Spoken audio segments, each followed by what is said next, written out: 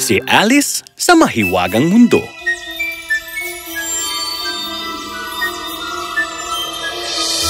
Isang hapon noon, namamasyal ang batang si Alice at kasama ang kanyang kapatid habang nagbabasa ng libro ang kanyang ate. Inip na inip naman siyang hinihintay ni Alice. Sabi niya maglalaro kami. Siguro tumatanda na talaga si ate kaya mas gusto pa niyang magbasa kaysa maglaro. Hay, hindi ko talaga maintindihan ng mga matatanda. Ibig sabihin hindi ko na maintindihan ang sarili ko pagtanda ko?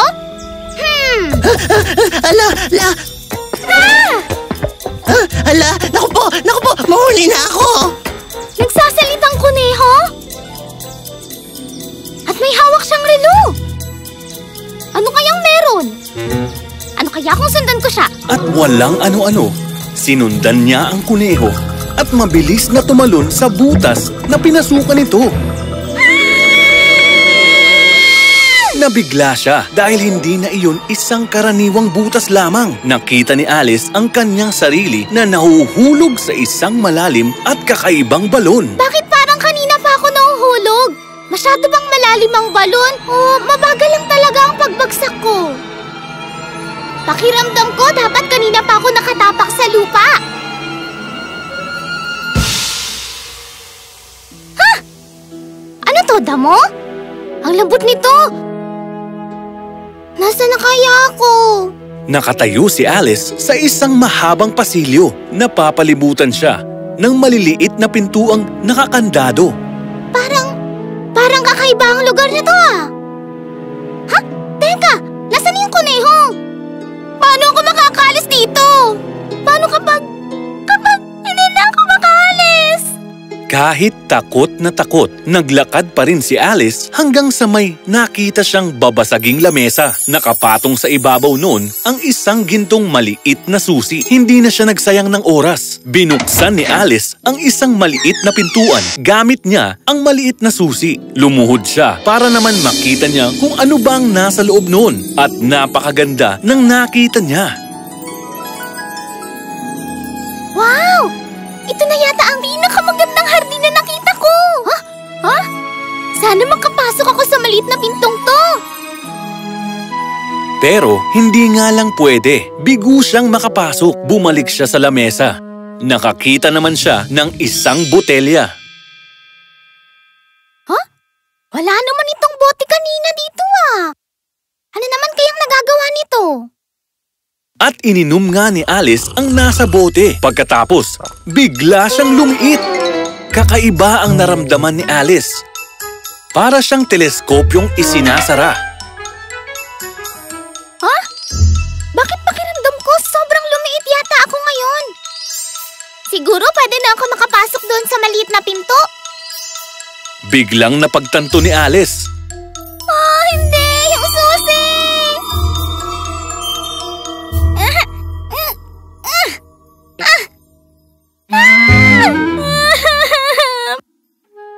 Bakit ba ako pupunta sa lugar na to?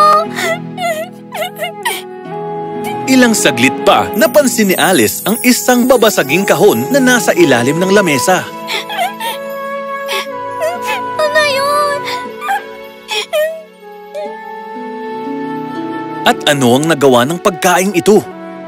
Lumaki si Alice nang lumaki at naging mas malaki pa sa normal niyang laki.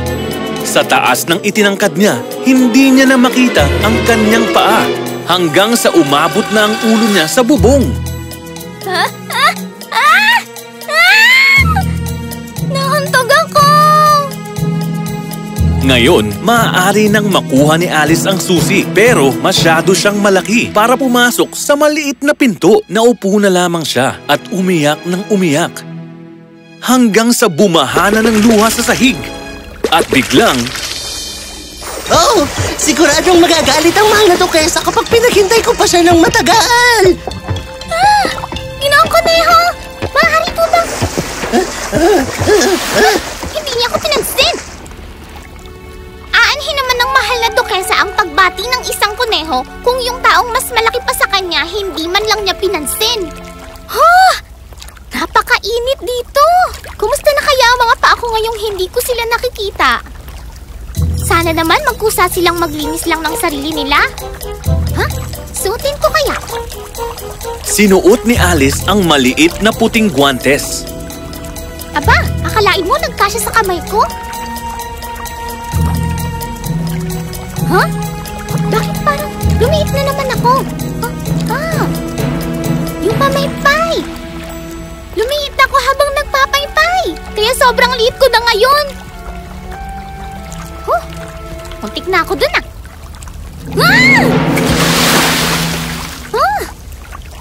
Tubig alat? Saan galing to? Nahulog ba ako sa dagat? Hindi pumasok sa isipan ni Alice na ang inaakala niyang tubig alat ay ang mga luha niya. Bigla na lamang siyang inagos palabas ng pintuan ng malaking alon.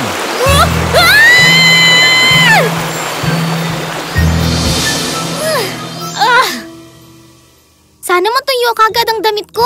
Baka magkasakit ako nito. Anong ginagawa mo dito?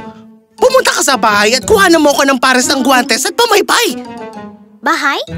Kaninong bahay? Sa bahay ko. Doon, Dalian mo na! Nalilito at natatakot na si Alice. Sinunod pa rin ni Alice ang sinabi ng kuneho at naglakad papunta sa bahay nito. Inakala niya sigurong ako ang kanyang utusan, isip-isip ni Alice. Pumasok siya sa maliit pero malinis na kwarto. Nakapatong nga sa lamesa ang pamaypay, ang pares ng guwantes at isang maliit na botelya. Alam ko kapag may kinain ako, ininom, tsak na mayroon na namang kakaibang mangyayari. Tingnan ko nga kung para saan ito.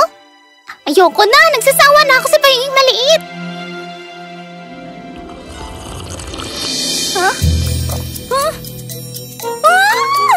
Naabot na ng ulo niya ang kisame ng bahay. Hindi ako makagalaw. Maya-maya pa, dumating na ang kuneho.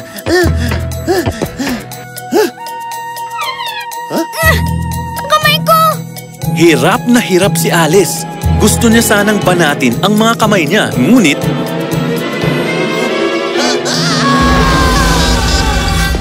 May kamay na lumalabas mula sa bintana ng bahay ko! Isang higante! May higante sa bahay ko! Tulong! Tulong! Nagsama-sama ang mga hayop. Sinabihan nila ang pinakamaliit sa kanila, si Bill, na pumasok sa chimenea. Sinubukan ni Alice na ipasok ang kanyang paa sa chimenea at...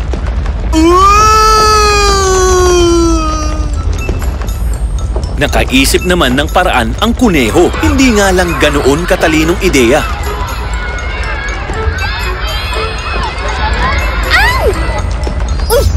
Kate! Baka makatulong ito para lumiit ako.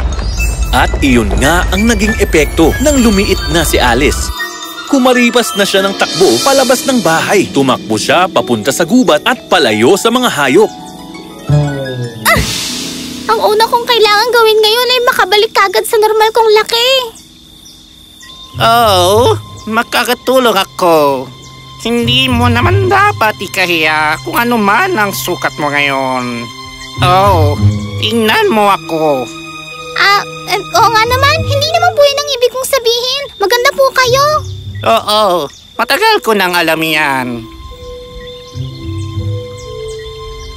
Ang isang gilid ay makapagpapalaki sa'yo at ang kabilang gilid naman ay makapagpapaliit naman sa'yo.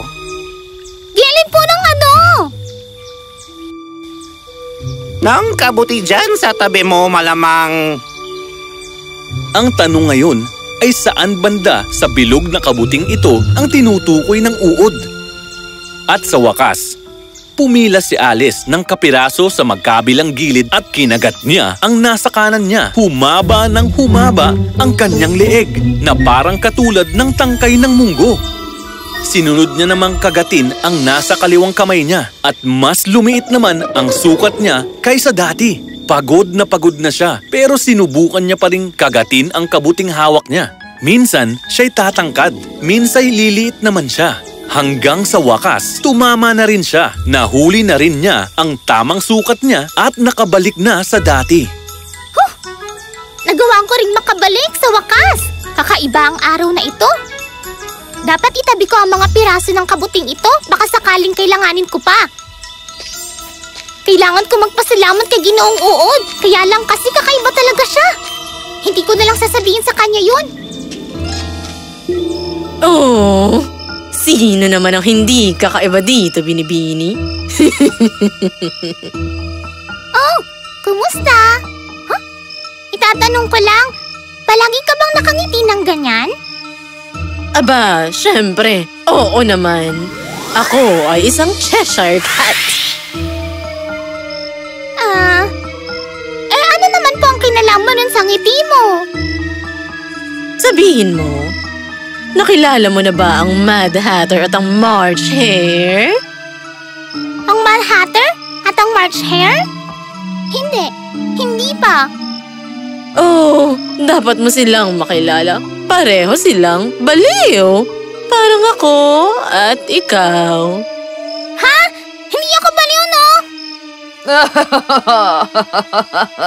Oh, hindi joke, Delisin. Pagkasabi noon, biglang naglaho ang pusa. Iniwan nito ang kakaiba nitong ngisi. Kakaiba ito para kay Alice. Nagpatuloy pa rin siya sa paglalakad. Iniisip ang tungkol sa mahiwagang mundong ito na kinaroroonan niya. Habang naglalakad, nakasalamuhan niya ang March Hare at ang Mad Hatter. Masaya silang nagtsatsaa doon sa ilalim ng puno. Kasama rin nila ang dagang katiwala na noon ay natutulog habang nagkwekwentuhan ng dalawa. Huh? Hindi ba masakit yun? Baka hindi lang nararamdaman ni Ginoong Daga kasi mahinding ang tulog niya. Wala na po! Wala na po! Pero malaki naman po ang lamesa. Ang dami pa pong upuan, oh. Kailangan mo yatang magpagupit. Ang sama mo!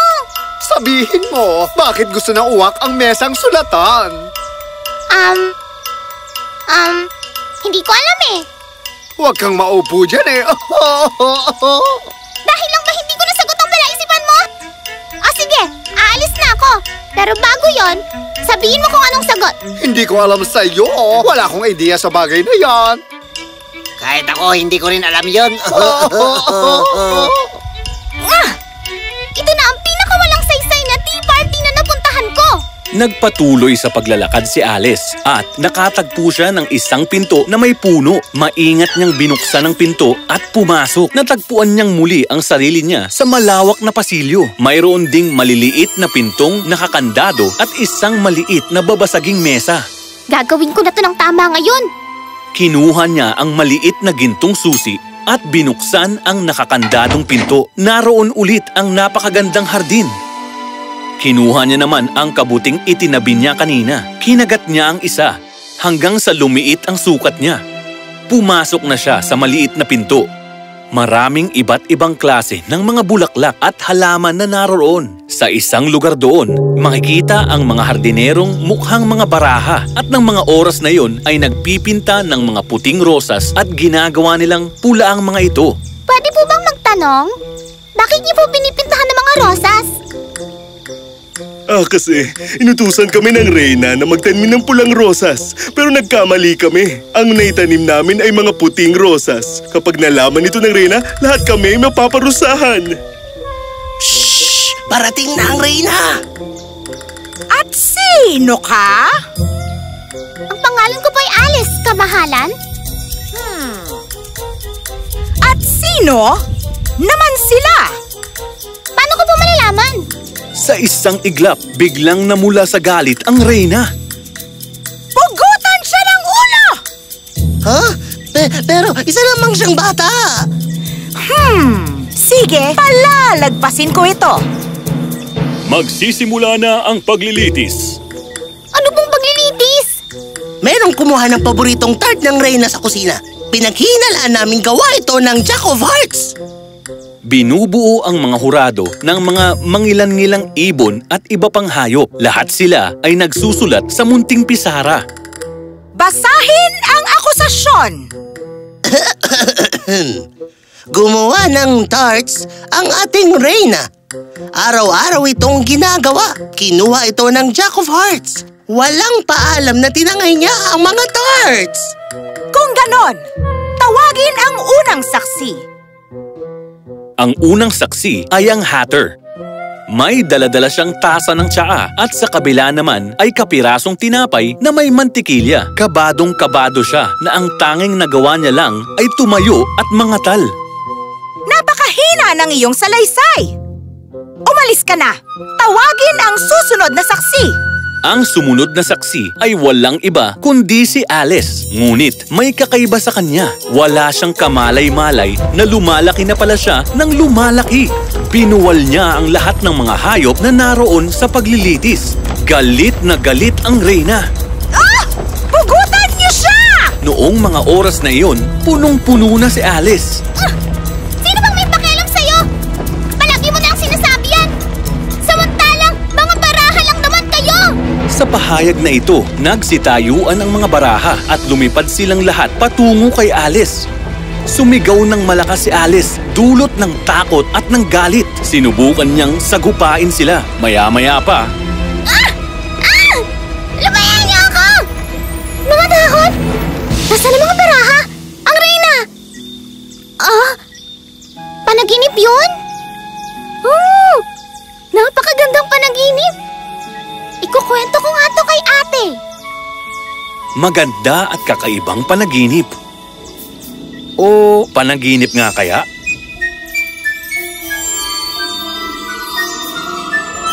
Ang wakas.